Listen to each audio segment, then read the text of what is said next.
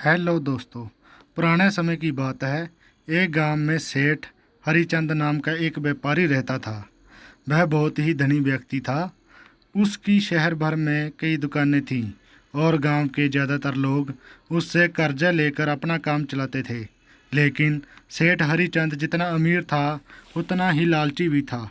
वह लोगों से ऊंचे ब्याज पर कर्जे देता था और समय पर न चुकाने पर उनकी संपत्ति अपने नाम कर लेता था। उसकी इसी लालच के कारण गांव के कई लोग उसकी चपेट में आ चुके थे। सेठ हरिचंद का व्यापार दिन प्रतिदिन बढ़ता जा रहा था, लेकिन उसकी लालच और भी बढ़ रही थी। वह दिन रात यही सोचता था कि कैसे ज़्यादा से ज़्यादा धन इकट्ठा किया जाए। इसलिए वह हमेशा अपने व्यापार को बढ़ाने के लिए नए नए तरीके ढूंढता रहता था। उसका एक ही उद्देश्य था, धन का अंबार लगाना, चाहे उसके लिए किसी का भी नुकसान क्यों न करना पड़े। गांव के ही एक गरीब किसान रामू ने एक बार सेठ हरिचंद से कर्ज लिया था।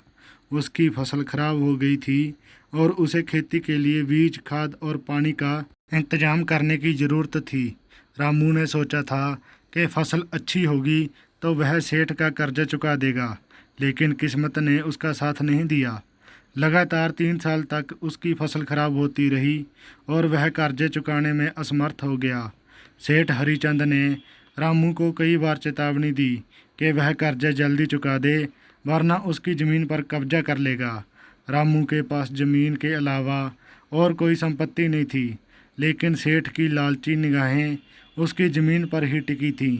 एक दिन सेठ ने गांव के कुछ दबंगों को भेजकर रामू की ज़मीन पर कब्जा कर लिया। रामू और उसका परिवार बेघर हो गए, लेकिन सेठ हरिचंद को जरा भी दया नहीं आई। गांव की एक अन्य महिला थी जिसका नाम सरोज था। सरोज एक गरीब विधवा थी और उसके पास जीविका चलाने का कोई साधन नहीं था।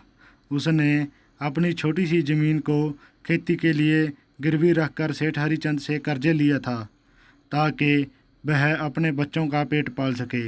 लेकिन वक्त की मार ने उसकी हालत और भी ख़राब कर दी। उसका स्वास्थ्य भी ठीक नहीं था, इसलिए वह ठीक से काम नहीं कर पाई और कर्जे का ब्याज बढ़ता चला गया।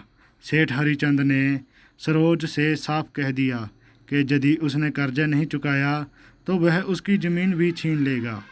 सरोज ने बहुत हाथ पैर जोड़े, लेकिन सेठ के दिल में जरा भी दया नहीं थी। आखिरकार सेठ ने उसकी ज़मीन भी अपने नाम कर ली। सरोज और उसके बच्चे भूखे प्यासे रहने पर मजबूर हो गए। गांव के लोग यह सब देखकर दुखी होते थे, लेकिन सेठ हरिचंद के खिलाफ कुछ भी कहने की हिम्मत किसी में नहीं थी। एक दिन सेठ हरिचंद को व्यापार के सिलसिले में एक दूसरे गांव जाना पड़ा। वहां उसने एक साधु बाबा को देखा जो बहुत प्रसिद्ध थे। लोग दूर दूर से उनके दर्शन के लिए आते थे और उनसे आशीर्वाद प्राप्त करते थे। सेठ ने भी सोचा कि वह भी साधु बाबा से आशीर्वाद लेगा। जब वह साधु बाबा के पास पहुंचा तो साधु ने उसे देखकर मुस्कुराते हुए कहा, सेठ, तुम्हारी आंखों में लालच साफ दिखाई देता है। अगर तुम सच में सुख शांति चाहते हो तो इस लालच को त्याग दो। सेठ को यह सुनकर गुस्सा आ गया। उसने सोचा कि साधु बाबा उसे लालची कहकर उसका अपमान कर रहे हैं। उसने ताम में आकर कहा, बाबा, मुझे तो बस धन चाहिए। अगर आप सच में सिद्ध पुरुष हैं तो मुझे ऐसा आशीर्वाद दीजिए जिससे मैं और अमीर बन जाऊं। साधु बाबा ने उसकी बात सुनकर कहा, ठीक है, अगर तुम्हें धन चाहिए तो तुम्हें वह मिलेगा, पर याद रखना, जो ज़्यादा चाहता है वह सब कुछ खो देता है। सेठ ने साधु बाबा की बातों पर ज़्यादा ध्यान नहीं दिया और घर लौट आया। कुछ दिनों बाद सेठ के मन में एक योजना आई। उसने सोचा, अगर मेरे पास सोने की कोई मूर्त हो तो मैं उसे बेचकर बहुत सारा धन कमा सकता हूँ। सेठ ने तुरंत अपने कारीगरों को बुलाया और एक सोने की मूर्त बनवाने का आदेश दिया। मूर्त बनने के बाद सेठ ने उसे देखने के बाद सोचा कि क्यों न इसे और बड़ा बनाया जाए। उसने कारीगरों से कहा कि मूर्त को और बड़ा बनाओ ताकि उसकी कीमत और बढ़ जाए। कारीगरों ने वैसा ही किया, लेकिन मूर्त तैयार होने में बहुत समय लगने लगा और उसकी लागत भी बढ़ने लगी। सेठ ने सोने की मूर्त तो बनवा ली, लेकिन उसकी कीमत इतनी ज़्यादा हो गई कि उसे खरीदने वाला कोई नहीं मिला। उसके पास जो भी पैसा था वह मूर्त में ही लग चुका था। सेठ का पूरा व्यापार ठप हो गया और धीरे धीरे वह कर्जे में डूबता चला गया। वह सोचता था कि मूर्त बेचकर वह अपने सारे कर्जे चुका देगा, लेकिन उसकी लालच ने उसे बर्बादी के कगार पर पहुंचा दिया था। कुछ ही महीनों में सेठ हरिचंद के पास सब कुछ बिक गया। उसकी दुकानें, उसकी संपत्तियां, सब कुछ खत्म हो गया।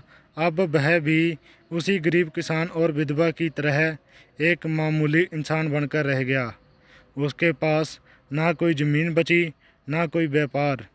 गांव वालों ने जब यह देखा तो उन्होंने कहा, यह सब सेठ की लालच का परिणाम है। उसने दूसरों का हक मारा और अब खुद बर्बाद हो गया। सेठ हरिचंद को अपनी गलती का एहसास हुआ, लेकिन तब तक बहुत देर हो चुकी थी। उसका धन, उसकी शान शौकत सब खत्म हो चुकी थी। अब वह एक साधारण जीवन जीने पर मजबूर हो गया था।